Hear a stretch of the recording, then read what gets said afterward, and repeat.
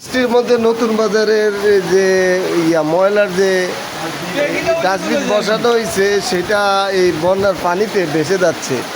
এই বাজার কমিটি এই বিষয়টা নজরে আনার জন্য এই বিষয়টা অনুরোধ করছি। এটা কি সিলেট সিটি কর্পোরেশনের না বাজার কমিটি? এটা সিটি কর্পোরেশনের যে ময়লার যে ডাস্টবিন দেওয়া হয়েছে সেটা এই অবস্থা আপনারা দেখতে পাচ্ছেন।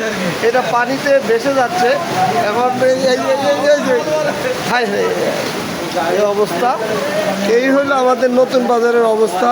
এই উন্নয়নে ভেসে যাচ্ছে নতুন বাজারে ইদানিং কাজ হয়েছে, যে ড্রেনের কাজ হয়েছে, রাস্তার কাজ হয়েছে, কিন্তু সকল ড্রেন ময়লায় ভরপুর। এই জন্য পানি নিষ্কাশনের কোনো ব্যবস্থা নাই।